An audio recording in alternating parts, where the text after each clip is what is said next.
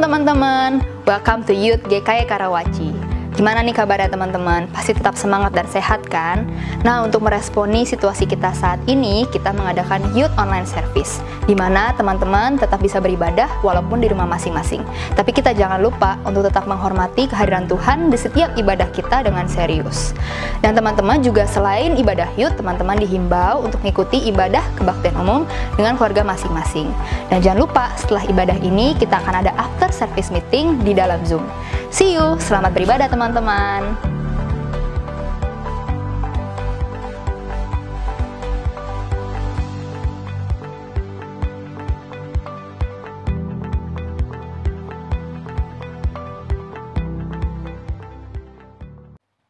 Shalom teman-teman, bersyukur hari ini kita bisa kembali bersekutu bersama melalui Youth Online Service.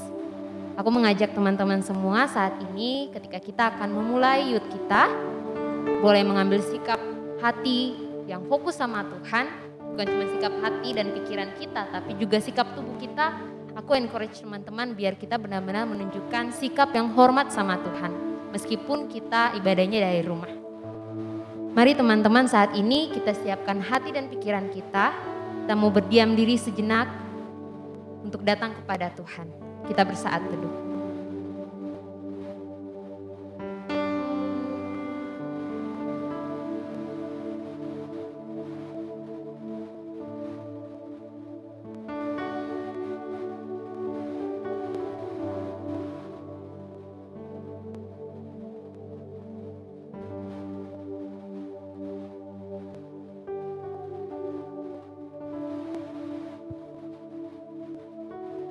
Mazmur 27 ayat 4 berkata, "Satu hal telah kuminta kepada Tuhan, itulah yang kuingini, diam di rumah Tuhan seumur hidupku, menyaksikan kemurahan Tuhan dan menikmati bait-Nya." Teman-teman, pemazmur melalui firman ini menunjukkan betapa besar hasratnya untuk dekat sama Tuhan, untuk terus mencari Tuhan dan berdiam di dalam rumah Tuhan. Karena hal itu adalah hal yang penting bagi dia dalam perjalanan hidupnya. Pertanyaannya, bagaimana dengan kita? Sudahkah hasrat dan kerinduan kita tertuju pada Allah? Adakah kita punya kerinduan untuk mencari Tuhan, memandang wajah-Nya, sehingga hidup kita boleh berkenan di hadapan Tuhan? Mari teman-teman, saat ini aku pengen ajak kita semua mengangkat pujian, mengejar hadir-Mu.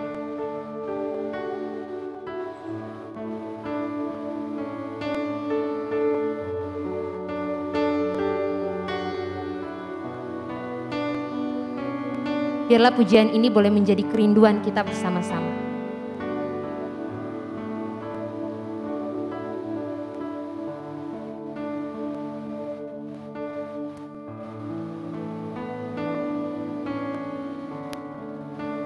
Dekat padamu, itu rinduku.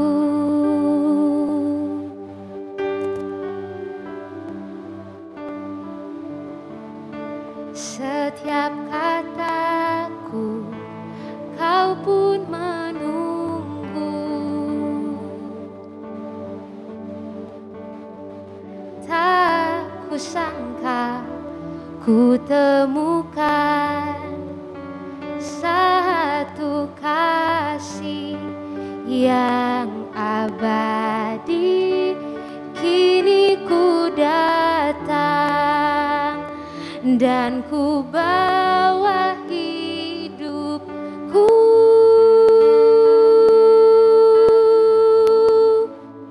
memandang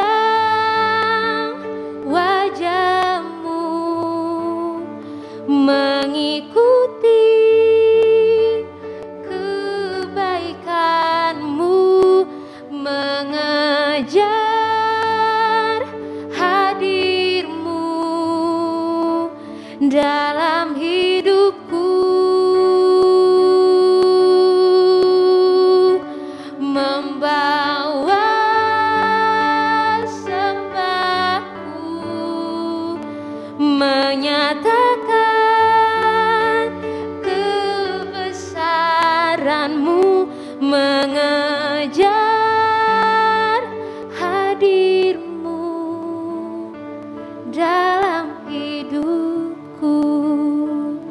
mau angkat pujian ini sekali lagi.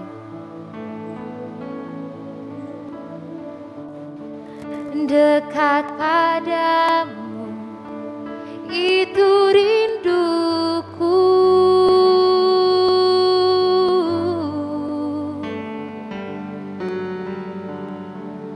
Setiap kataku, kau pun menunggu.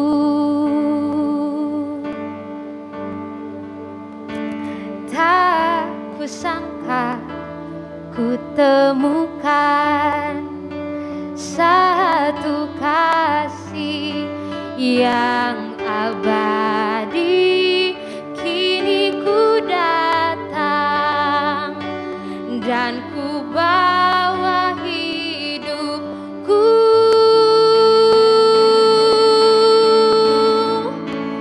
memandang wajahmu, mengikuti kebaikanmu, mengejar hadirmu dalam hidupku, membawa sembahku, menyatakan kebesaranmu, mengejar hadirmu dalam hidupku, mengejar hadirmu dalam hidupku.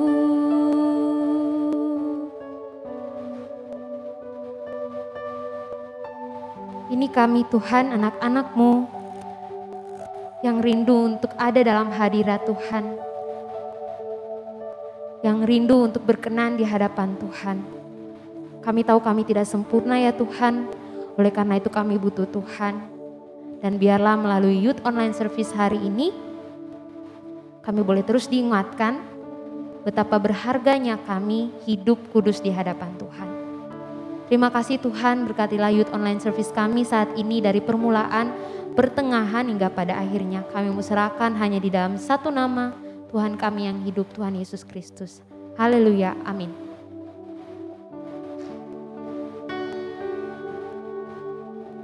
Teman-teman, hidup kita adalah hidup yang telah ditebus. Hidup kita adalah hidup yang telah dibayar lunas dengan darah yang mahal.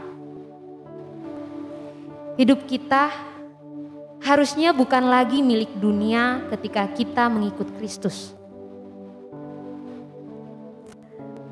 Karena kekudusan yang sudah dianugerahkannya bagi kita, takkan pernah bisa bersatu dengan kegelapan dunia yang penuh dengan kejahatan dan dosa.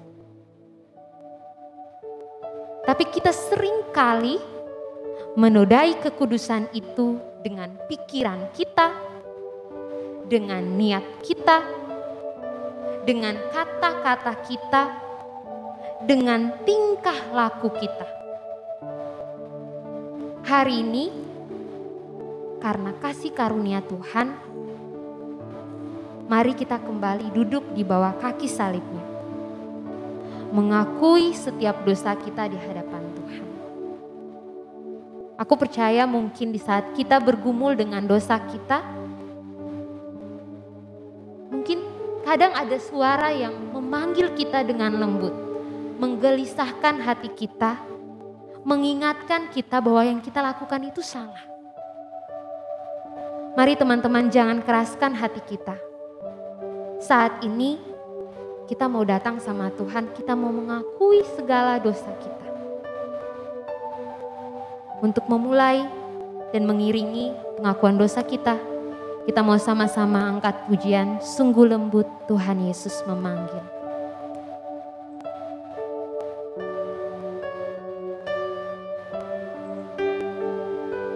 Mari kita benar-benar dengar suara Tuhan Yesus dan kita meresponinya.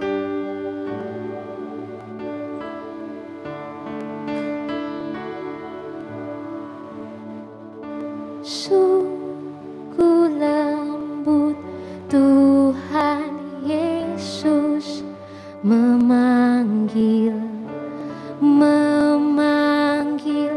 aku dan kau.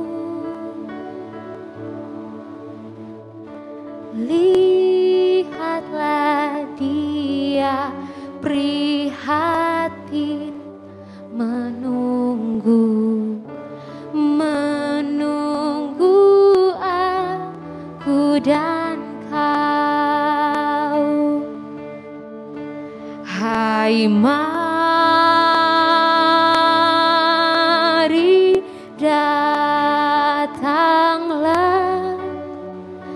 kau yang lelah, mari datanglah.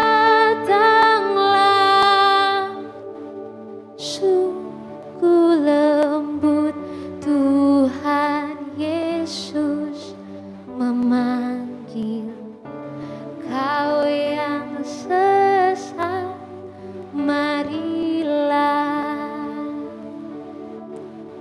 Mari teman-teman, saat ini kita mengakui dosa kita di hadapan Tuhan.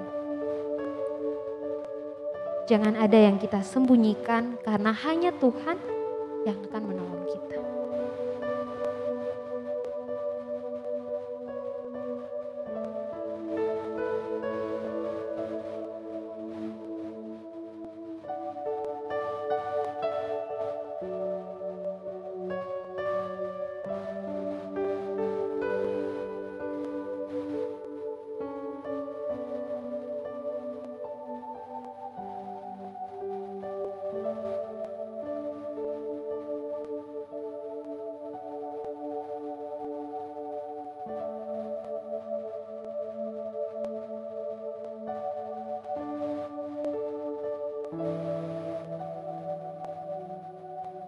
Teman-teman, kasihnya Tuhan sama kita terlalu besar. Setiap kali kita berbuat dosa, kita melakukan kesalahan, Ia masih membuka tangan, menunggu kita kembali padanya. Namun itu gak jadi alasan buat kita terus-menerus menikmati dosa-dosa kita. Mari kita kembali sama Tuhan, kita dengar suaranya yang lembut memanggil kita. Kita meresponinya. Jangan biarkan diri kita terjerat di dalam dosa.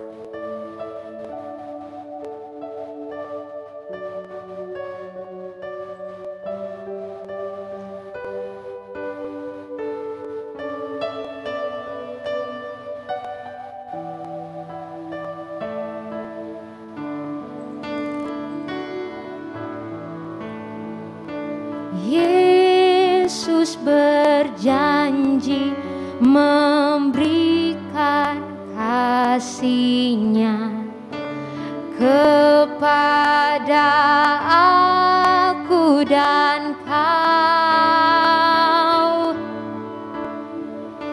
Ia mengampuni orang berdosa seperti aku dan kau. Hai mari datanglah kau yang lelah, mari datanglah. Sungguh lembut Tuhan Yesus memanggil kau yang sesat, marilah.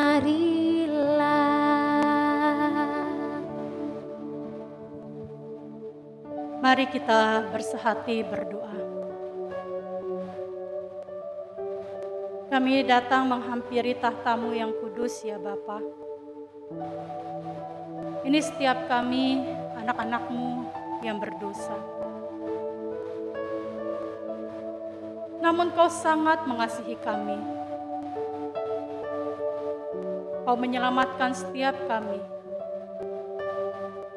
Kau mati di atas kayu salib untuk menebus setiap kami. Sungguh kami sangat dikasihi oleh Engkau. Terima kasih untuk pengampunan yang Kau berikan bagi setiap kami. Dan pada saat ini, Kau pun masih memberikan kami kesempatan untuk kami merenungkan kebenaran firman-Mu. Bersabdalah, karena kami anak-anak-Mu telah siap untuk merenungkannya, mendengarkannya. Bahkan kami memohon dengan pertolongan Allah Roh Kudus kami dimampukan untuk melakukannya. Hanya di dalam satu nama Tuhan kami Yesus Kristus, kami telah berdoa. Amin. Pada saat ini saya mengajak kita semua untuk membaca kebenaran firman Tuhan dari 1 Tesalonika 5 ayat 23 sampai dengan ayat yang ke-24. Demikianlah kebenaran firman Tuhan dari 1 Tesalonika 5 ayat 23 sampai 24. Semoga Allah damai sejahtera menguduskan kamu seluruhnya, dan semoga roh, jiwa, dan tubuhmu terpelihara sempurna dengan tak bercacat pada kedatangan Yesus Kristus Tuhan kita. Ia yang memanggil kamu adalah setia, Ia juga akan menggenapinya. Teman-teman, seorang bernama Javier Justin, dia adalah model, presenter, dan juga aktor. Di dalam sebuah acara, ketika ia menceritakan tentang masa lalunya, ia mengatakan bahwa sebelum menikah dengan istrinya yang bernama Tiffany, Javier adalah seorang playboy. Bahkan setelah menikah, Javier juga belum bisa meninggalkan hal itu. Jadi ya masih follow ya Instagram wanita yang ada begitu ya. Hingga pada suatu hari istrinya itu menangis karena kemungkinan istrinya itu tahu apa yang dilakukan oleh Javier Justin ini. Ketika istrinya menangis, padahal mereka belum lama menikah, Javier menyadari seharusnya ia menjaga wanita yang sangat ia cintai ini. Tetapi mengapa istrinya menangis? Hal itulah yang membuat dia akhirnya menyadari bahwa harusnya dia melindungi, mengasihi, dan meninggalkan hal-hal yang lama itu, yang suka dilakukannya itu sebelum ia menikah, bahkan sesudah menikah pun masih dia lakukan. Dan sejak saat itu tak ada lagi rahasia di antara Javier Justin bersama dengan istrinya Tiffany. Teman-teman, ketika saya mendengarkan tentang pengalaman Javier Justin, saya menyadari bahwa kehidupan kita di dalam Tuhan untuk semakin serupa dengan Kristus, untuk menjadi lebih baik, bukanlah pergumulan yang mudah.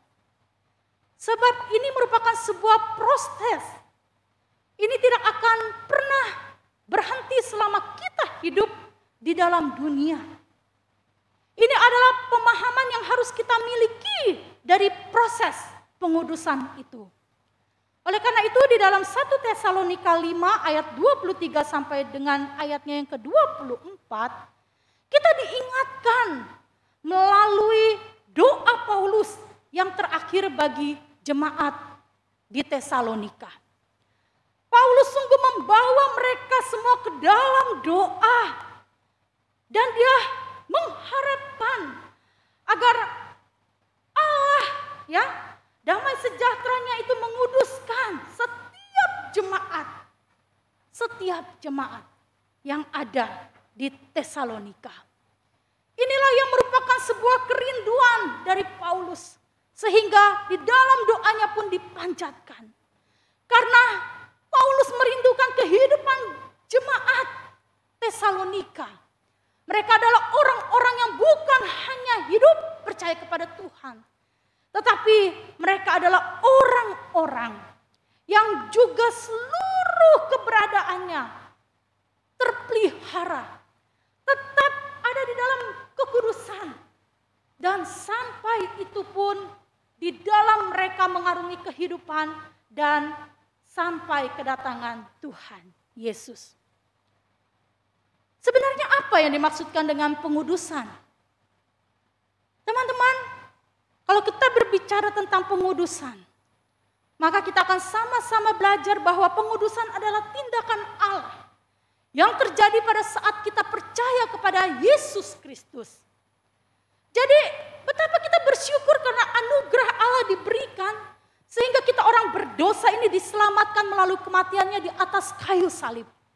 Bahkan kalau kita membaca di dalam 1 Korintus pasal yang pertama ayat yang kedua dikatakan, kepada jemaat Allah di Korintus, yaitu mereka yang dikuduskan dalam Kristus Yesus dan yang dipanggil menjadi orang-orang kudus dengan semua orang di segala tempat yang berseru kepada nama Tuhan kita Yesus Kristus, yaitu Tuhan mereka dan Tuhan kita.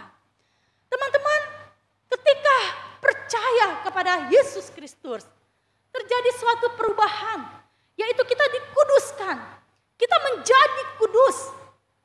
Selanjutnya, setelah kita dikuduskan, kita menjadi kudus.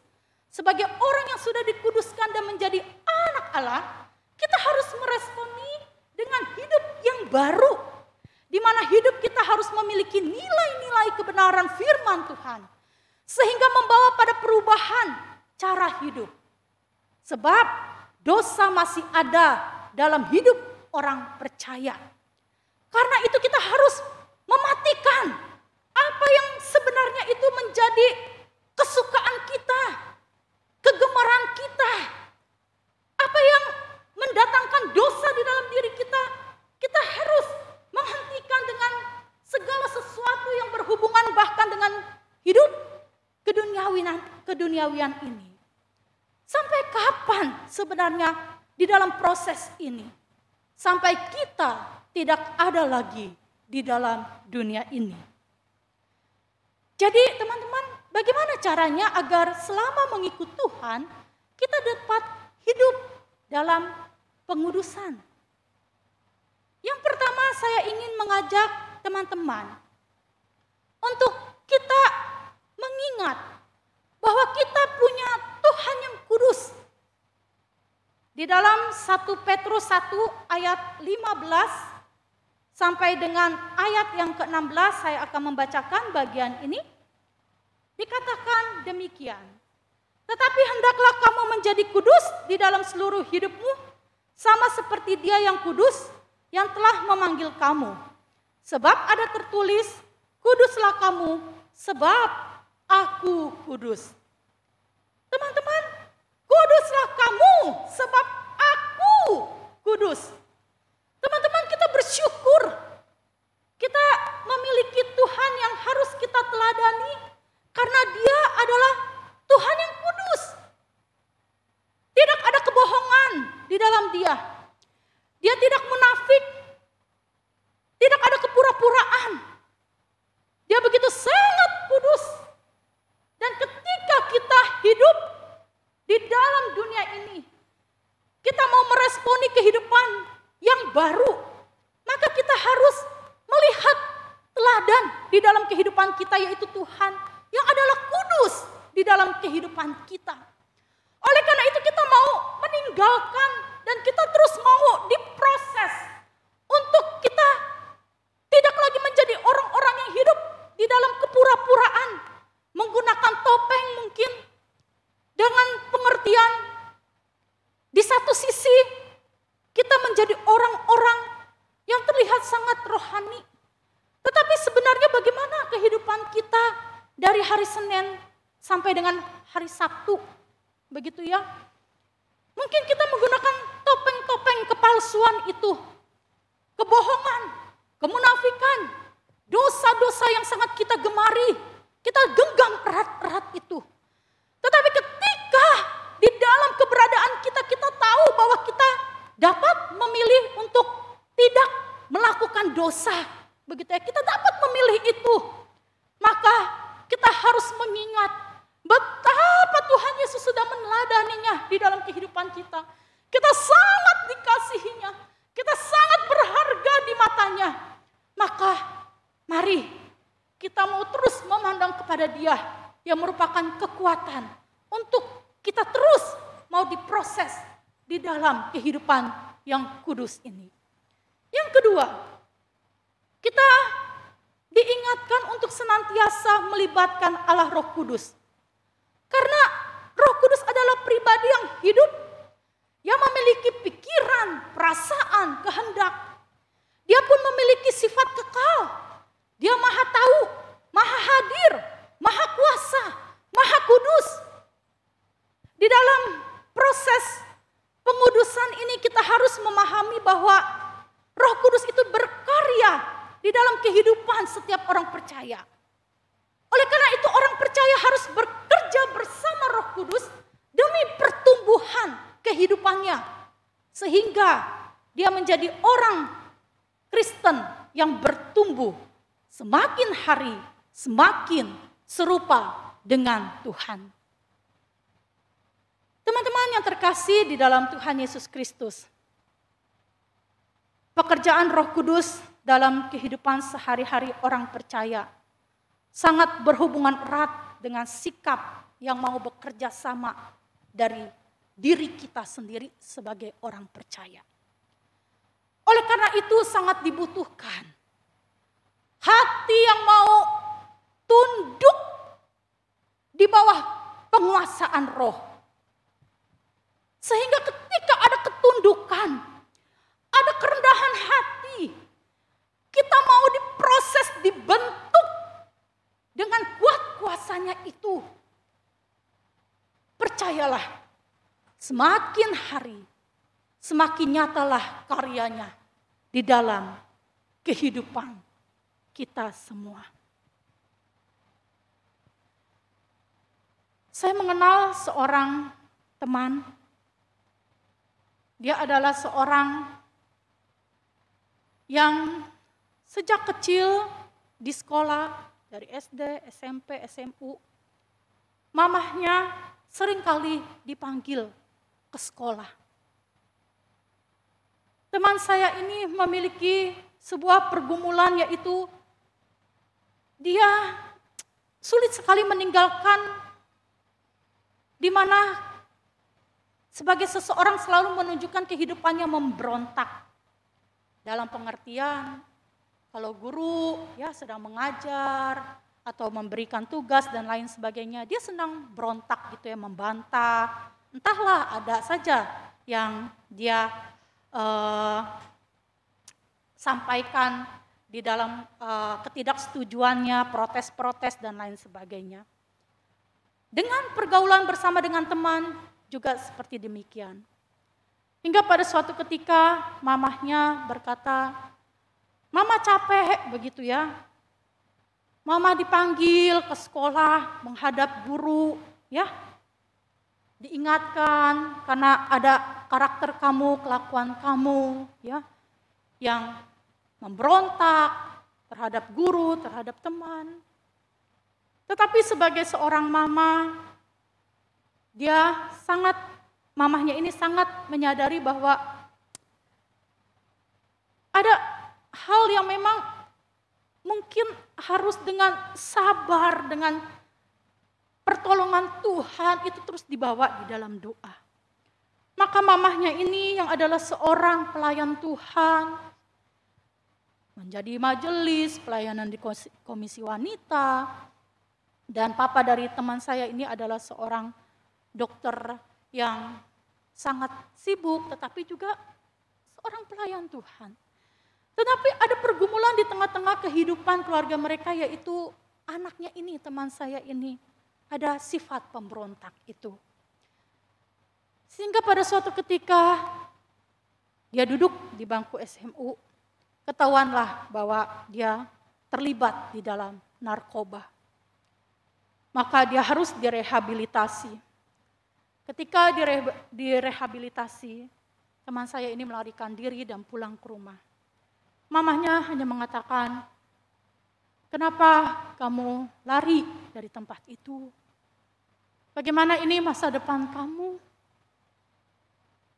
Mamahnya seolah-olah ingin mengatakan, udah capek begitu ya, mau bagaimana bingung. Tapi mamahnya pun di satu sisi menyadari bahwa dia harus tetap membawa anak ini untuk selalu ingat Tuhan, meninggalkan cara hidup yang lama. Mama dan papanya terus membawa anak ini di dalam doa. Sampai pada suatu ketika anak ini mengatakan, setelah dia hidup meninggalkan kebiasaan dan cara hidup yang lama itu, dia mengatakan dia ingin menjadi seorang hamba Tuhan. Dia ingin sekolah teologi. Mama papanya sangat mendukung sekali. Wah, mama papanya bersyukur sekali. Mamanya sangat mendukung. Ketika tes di sekolah teologi, salah satu sekolah teologi, dia berhasil masuk dan dia akhirnya diproses di sekolah itu menjadi seorang hamba Tuhan. Dan puji Tuhan, pada saat ini dia menjadi seorang pendeta di salah satu gereja dan hidupnya menjadi berkat. Ketika perjalanan itu ada di dalam kehidupan teman saya menyadari bahwa hidup kita itu adalah kehidupan yang tidak mudah untuk meninggalkan kebiasaan atau cara hidup yang lama itu. Padahal kita tahu kita anak Tuhan, tetapi di satu sisi sulit untuk meninggalkan semuanya itu. Seolah-olah kita menjadi seseorang yang egois, tidak mau bekerja bersama-sama, di mana kita mau mengandalkan Roh Kudus, yang di dalam kehidupan ini kita mau menundukkan diri dengan kerendahan hati di dalam penguasaannya. Oleh karena itu dibutuhkan hati yang terus mau tunduk di bawah penguasaan dari Roh Kudus. Dan kita pun juga mau meresponi kehidupan yang berubah. Menjadi seseorang yang terus mengasah diri, menuntut diri, semakin hari semakin serupa dan segambar dengan Dia yang telah menciptakan kita. Oleh karena itu, besar harapan dari saya kepada setiap teman-teman, kita bersama-sama mau menundukkan hati kita, diri kita di bawah penguasaan Roh Kudus. Sehingga biarlah nyata karya-karyanya di dalam kehidupan kita. Sehingga orang lain bisa melihat bahwa kehidupan kita adalah kehidupan yang sudah diubahkan. Kehidupan kita adalah kehidupan di mana terlihat ada kekudusan di dalam diri setiap kita. Teman-teman, kita akan masuk di dalam sharing. Nanti teman-teman bisa men-sharingkan dua hal. Yang pertama adalah dalam proses pengudusan, pergumulan apa yang menghambat untuk semakin serupa dengan Tuhan. Dan nanti teman-teman langsung bisa melanjutkannya. Jadi bagaimana cara mengatasi hambatan tersebut? Karena kita rindu hidup kita bertumbuh, berbuah di hadapan Tuhan dan semakin serupa dengan Dia. Jadi sharingkanlah apa yang menjadi pergumulan teman-teman dan apa yang sesungguhnya teman-teman alami. Selamat sharing, Tuhan Yesus memberkati. Teman-teman, kita bersyukur bahwa hidup kita telah menerima jaminan keselamatan dari Tuhan. Kita ini adalah milik Tuhan. Oleh karena itu, mari kita berjuang bersama untuk hidup kudus di hadapan Tuhan sampai kita bertemu muka dengan muka. Kita mau sama-sama angkat pujian, Ku Berbahagia.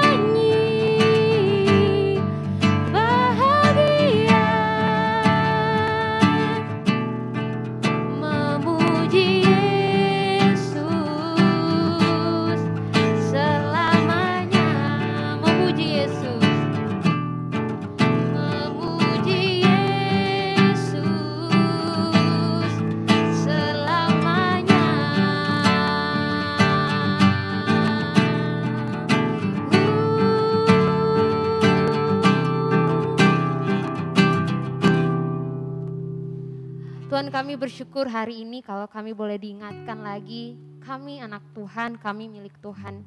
Kami bertanggung jawab atas hidup kami, hidup kudus di hadapan Tuhan. Kami mau berjuang Tuhan, kami mau terus mencoba. Dan biarlah tangan Tuhan yang terus menolong kami. Terima kasih Tuhan, kami setelah ini akan bergabung di after service meeting. Biarlah diskusi kami juga boleh saling menguatkan hidup kami satu dengan yang lain. Di dalam nama Tuhan Yesus kami berdoa, amin. Oke teman-teman, thank you sudah sama-sama memuji Tuhan bersama-sama dengan kita, sudah mendengarkan firman Tuhan. Setelah ini kita akan ada after service meeting, kita boleh join sama-sama di sana. Biarlah kita bertumbuh bersama-sama dan sampai ketemu di Youth Online Service berikutnya. Tuhan Yesus memberkati.